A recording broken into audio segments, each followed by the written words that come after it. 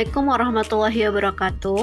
Perkenalkan, saya Elsa Susanti, alumni LPDP Batch 2 2016 dalam negeri. Seringkali saya mendapatkan pertanyaan terkait, Kak, LPDP itu sebenarnya apa sih? Dan pertanyaan-pertanyaan lain seperti berikut ini.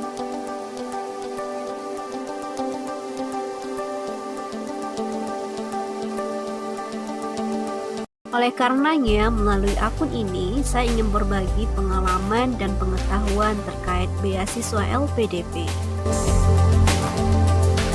Pembahasan pertama saya dedikasikan bagi siapa saja yang ingin tahu tentang LPDP atau yang saat ini masih awam terkait LPDP.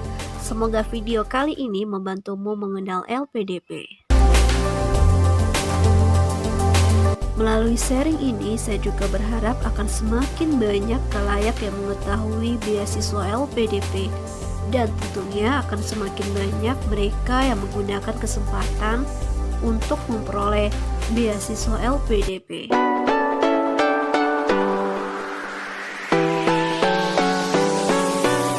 Langsung saja kita lihat pembahasannya.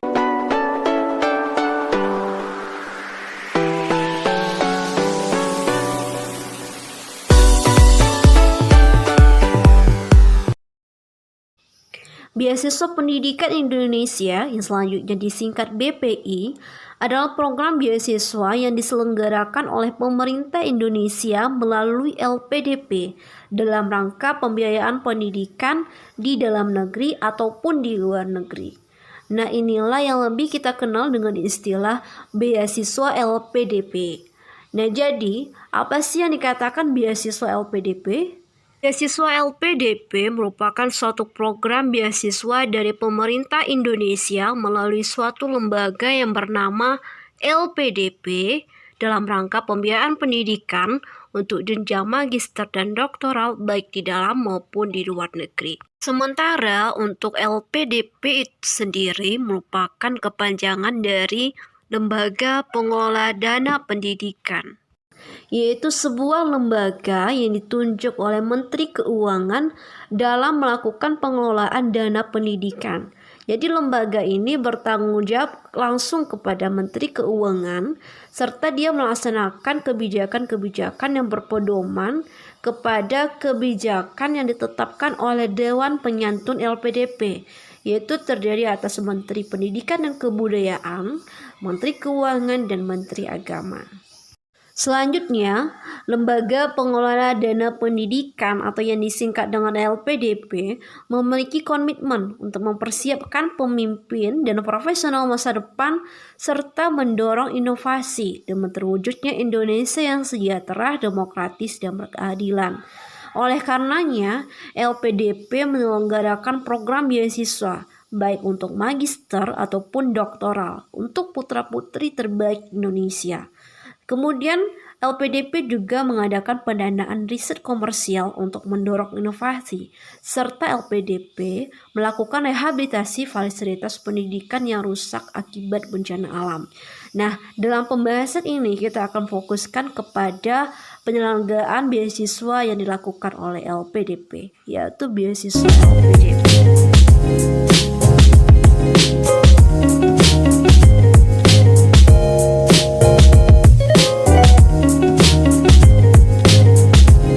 Selanjutnya kita lihat dari jenis beasiswa.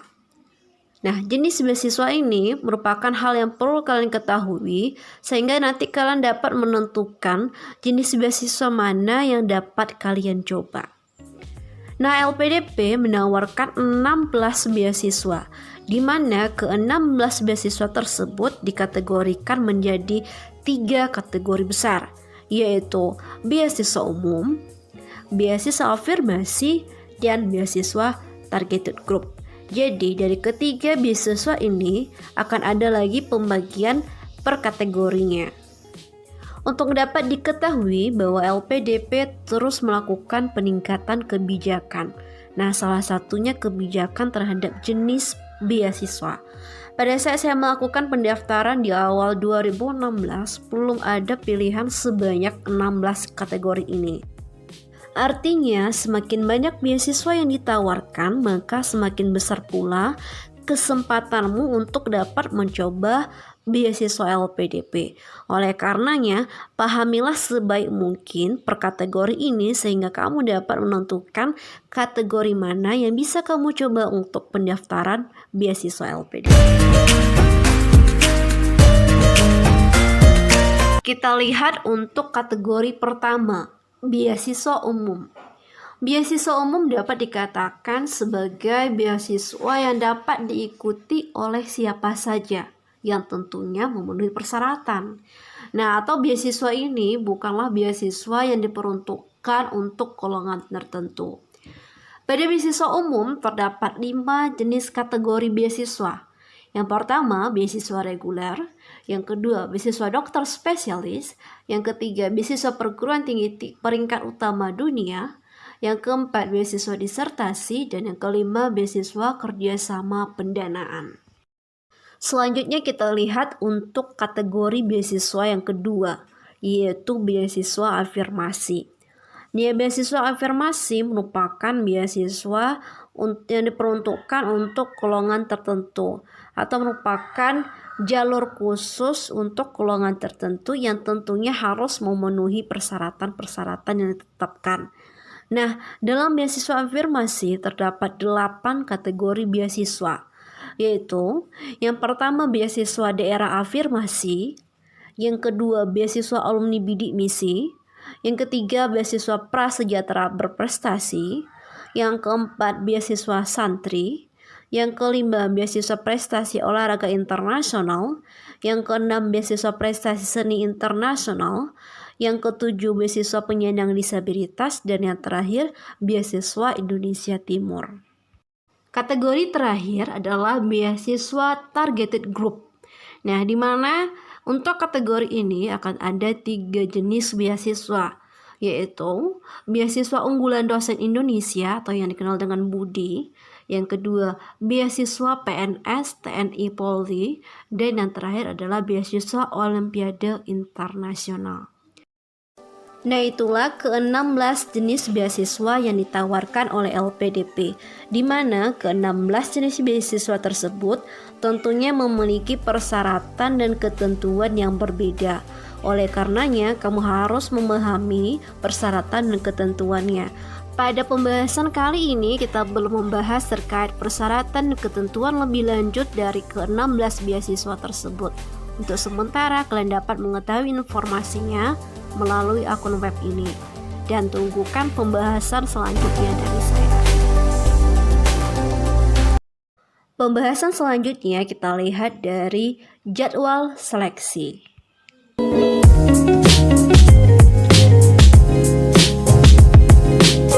Pastikan kamu tidak ketinggalan informasi terkait periode seleksi beserta rincian jadwal pelaksanaannya jika kamu benar-benar berniat ingin melakukan pendaftaran beasiswa LPDP, karena akan sayang sekali bila kamu ketinggalan pada satu periode.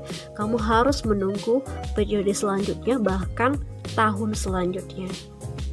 Untuk saya sendiri melakukan pendaftaran beasiswa LPDP pada tahun 2016, yaitu di batch 2, yaitu dengan periode pendaftaran dari bulan Januari hingga ke bulan April, dan dinyatakan lulus pada bulan Juni, kalau tidak salah itu sekitar 10 Juni 2016.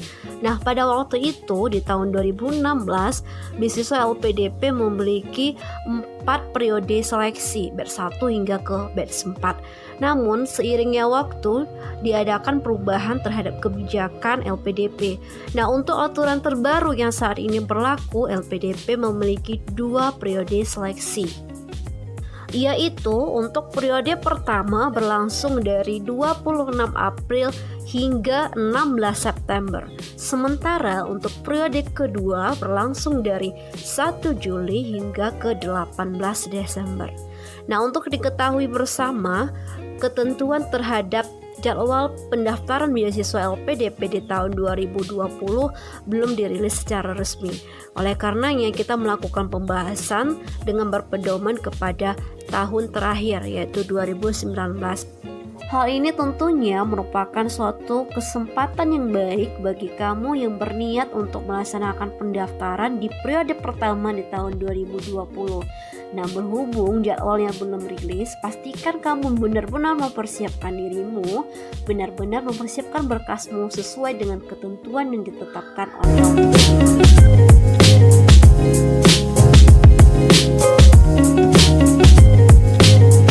Selanjutnya, mari kita lihat bagaimana rincian jadwal pelaksanaan berdasarkan aturan terakhir.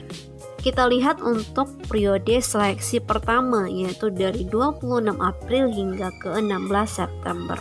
Nah, inilah jadwal pelaksanaan untuk periode seleksi pertama, mulai dari kegiatan informasi beasiswa, kemudian pembukaan pendaftaran, penutupan pendaftaran, pelaksanaan seleksi administrasi, pengumuman hasil seleksi administrasi, seleksi berbasis komputer, kemudian dilanjutkan dengan pengumuman hasil seleksi berbasis komputer, seleksi wawancara pertama, pengumuman hasil seleksi wawancara pertama, seleksi wawancara kedua, hingga pengumuman hasil seleksi wawancara kedua pada 16 September 2019. Sementara untuk periode kedua yang berlangsung dari 1 Juli hingga ke 20 Desember berikut adalah rincian jadwal pelaksanaan kegiatannya dengan runtutan kegiatan yang sama mulai dari pembukaan pendaftaran hingga ke pengumuman hasil seleksi wawancara.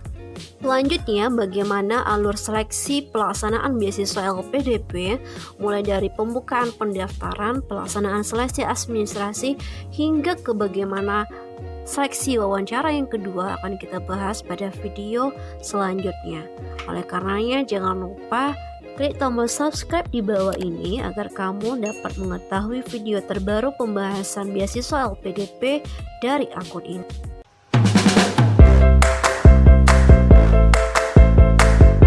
Selanjutnya, hal yang perlu kamu ketahui bahwa tidak semua beasiswa yang ditawarkan oleh LPDP, yaitu tadi sebanyak 16 beasiswa, dapat kamu ikuti pada periode pertama atau periode kedua.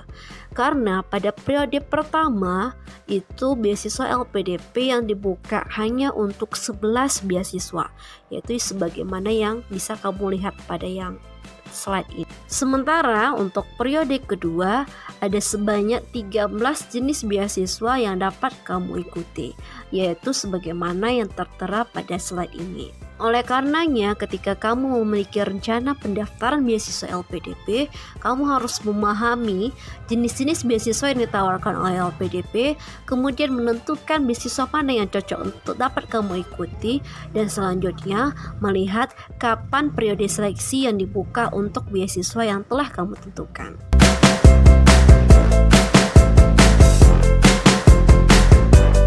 Topik terakhir pada pembahasan kali ini adalah terkait apa saja yang dibiayai oleh program beasiswa LPDP. Nah, ini adalah salah satu pertanyaan yang sering saya dapatkan. Nah, bisa jadi informasi ini adalah informasi yang paling kamu tunggu-tunggu pada video kali ini. Oke, kita langsung saja melihat apa saja yang didapatkan bila kamu menjadi penerima beasiswa LPDP. Mari kita lihat pembahasannya.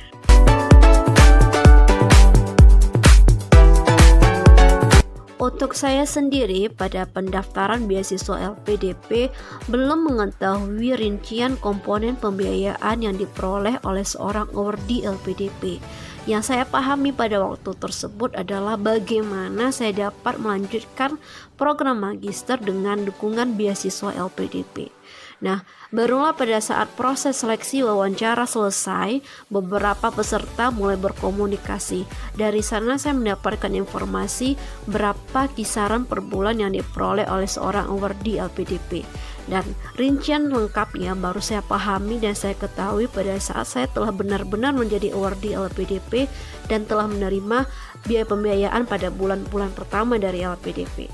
Nah, pada kesempatan kali ini saya akan memberikan gambaran rincian pembiayaan yang kamu terima apabila kamu menjadi seorang awardee LPDP.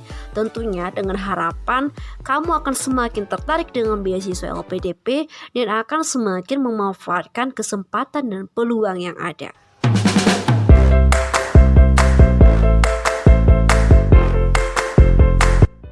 Komponen pembiayaan yang diberikan oleh LPDP terdiri atas 2 kategori, yaitu pertama dana pendidikan, yang kedua adalah biaya pendukung.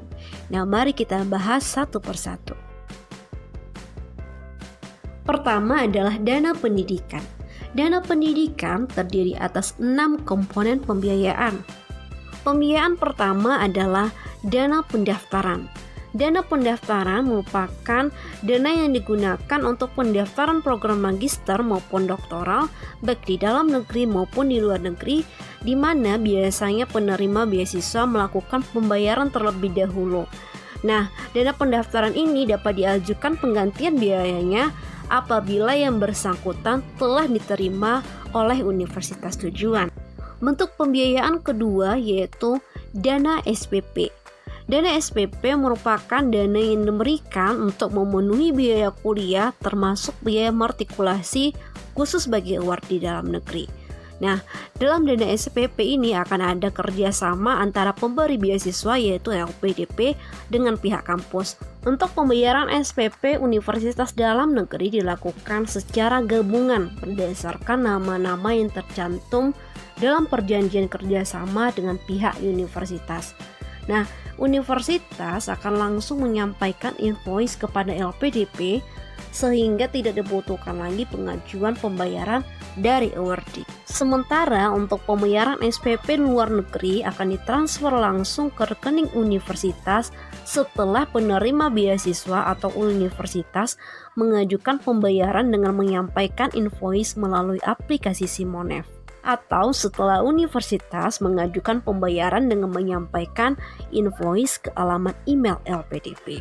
Apabila tagihan SPP telah dibayarkan oleh penerima beasiswa, maka dapat dilakukan pengajuan penggantian pembayaran. Pembiayaan selanjutnya adalah dana tunjangan buku.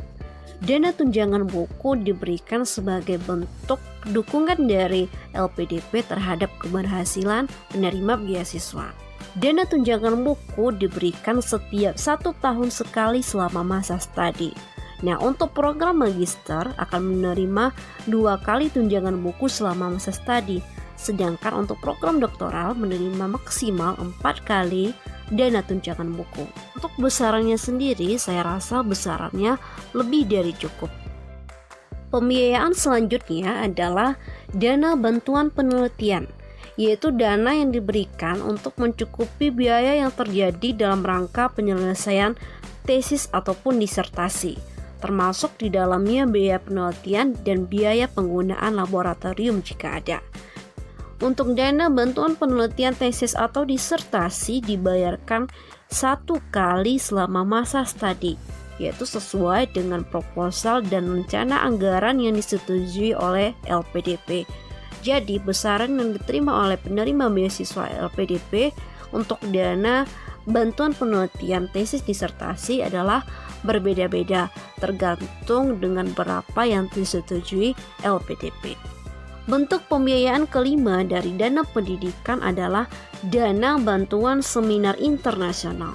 Jadi penerima beasiswa LPDP diperkenankan untuk mengajukan dana bantuan seminar internasional baik yang diadakan di dalam negeri maupun di luar negeri, yang tentunya besaran untuk dalam negeri dan luar negeri berbeda.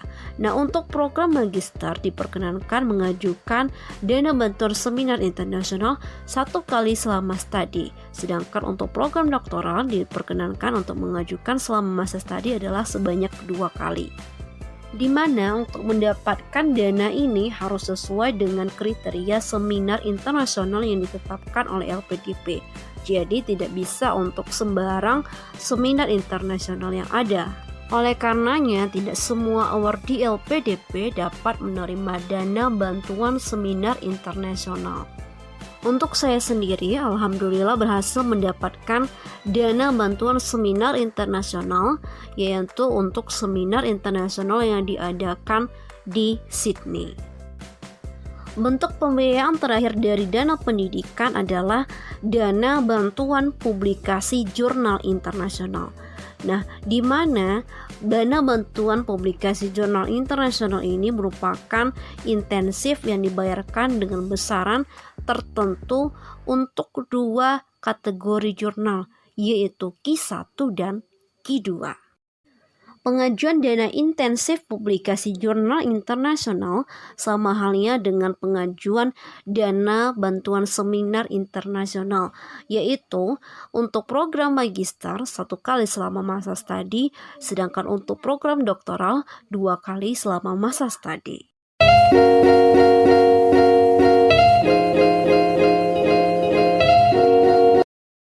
Komponen pembiayaan yang kedua yaitu berupa dana pendukung, di mana dana pendukung ini terdiri atas 7 bentuk pembiayaan. Pembiayaan pertama adalah berupa dana transportasi. Nah, dana transportasi merupakan pembiayaan transportasi berupa tiket pesawat bagi penerima beasiswa dari bandara kota asal terdekat ke bandara terdekat perguruan tinggi tujuan, di mana penerima beasiswa LPDP diperkenankan untuk mengajukan dana transportasi, yaitu meliputi 1 kali untuk perjalanan berangkat sebelum studi dimulai dan 1 kali perjalanan pulang setelah studi dimulai. Untuk mendapatkan dana transportasi, penerima beasiswa LPDP dapat melakukan pembelian tiket secara sendiri kemudian melakukan reimburse kepada LPDP, atau penerima beasiswa LPDP dapat melakukan pemesanan tiket kepada agen yang bekerja sama dengan LPDP. Yang kedua adalah dana aplikasi visa, yaitu berupa dana yang diberikan untuk memenuhi kebutuhan biaya pengajuan visa pelajar ke negara tujuan studi pada awal masa studi. Pembiayaan selanjutnya adalah dana asuransi kesehatan. Dana asuransi kesehatan untuk penerima beasiswa dalam negeri dibayarkan sebesar iuran premi asuransi kelas 1 BPJS selama masa studi. Sementara untuk dana asuransi kesehatan untuk luar negeri yaitu berupa asuransi yang telah ditetapkan oleh perguruan tinggi atau negara tujuan. Nah, apabila perguruan tinggi atau negara tujuan tidak menetapkannya, maka akan ada skema khusus dengan batasan yang maksimal ditentukan oleh LPDP. Untuk dana asuransi kesehatan itu sendiri merupakan pilihan bagi penerima beasiswa LPDP, apakah mau menggunakannya ataupun tidak. Nah, misalnya untuk penerima beasiswa dalam negeri, di mana LPDP membayarkan iuran sebesar kelas 1 BPJS. Namun, penerima beasiswa LPDP dapat menggunakannya untuk kelas 2 atau kelas yang lainnya. Misalnya saya sendiri, saya memanfaatkan dana asuransi kesehatan ini untuk kelas 2. Pembiayaan selanjutnya dari dana pendukung adalah dana hidup bulanan, yaitu dana yang diberikan untuk mencukupi biaya hidup sehari-hari selama masa studi, di mana dana hidup bulanan diberikan setiap 3 bulan sekali selama masa studi. Untuk besaran dari dana hidup bulanan diberikan sesuai dengan dasar lokasi kota dan negara di mana universitas berada. Untuk besarannya, menurut saya sendiri, besaran dari dana hidup bulanan ini lebih dari kata cukup. Oleh karenanya, salah satu aturan dari beasiswa LPDP adalah penerima beasiswa LPDP tidak boleh bekerja selama masa studi, karena biaya hidup bulanan yang diberikan LPDP lebih dari cukup. Selanjutnya, pendanaannya berupa dana kedatangan, yaitu dana relokasi atau kepindahan dari negara atau daerah asal ke negara atau daerah tujuan pada awal masa studi. Nah, dana kedatangan diberikan bagi penerima beasiswa yang selama masa studi menetap dan berasal dari kota atau kabupaten lain. Jadi, dana kedatangan tidak diberikan bagi penerima beasiswa yang tidak melakukan perpindahan domisili antara kabupaten atau kota. Untuk besaran dana kedatangan itu sendiri adalah sebesar 2 kali dari jumlah dana hidup bulanan. Selanjutnya yaitu tunjangan keluarga. Nah, tunjangan keluarga merupakan dana yang diberikan untuk membantu biaya hidup suami atau istri atau anak penerima beasiswa yang ikut selama masa studi, di mana tunjangan keluarga merupakan khusus untuk program doktoral. Pembiayaan terakhir yaitu berupa dana keadaan darurat, yaitu berupa biaya transportasi yang ditanggung untuk perjalanan pulang dari kota tujuan studi ke kota asal apabila penerima beasiswa mengalami beberapa kondisi, yaitu misalnya meninggal dunia, kemudian sakit yang dapat mengganggu studi dan tidak dapat ditanggung oleh asuransi kesehatan, ataupun karena bencana, baik itu bencana alam maupun bencana sosial. Nah, itulah jenis-jenis komponen pembiayaan yang kamu terima apabila kamu diterima sebagai penerima beasiswa LPDP.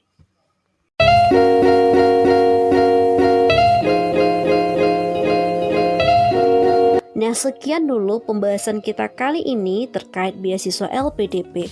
Untuk hal-hal lain yang ingin kalian ketahui terkait beasiswa LPDP, silahkan tuliskan pada kolom komentar, dan selanjutnya kita akan bahas pada video selanjutnya. Dan jangan lupa untuk mensubscribe akun ini agar kalian tidak ketinggalan untuk video selanjutnya terkait beasiswa LPDP.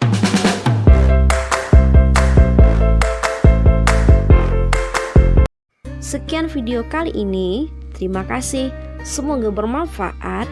Like, komen, dan share ke teman-temanmu sehingga lebih banyak yang mendapatkan manfaat dari video ini. Dan sampai ketemu pada video selanjutnya.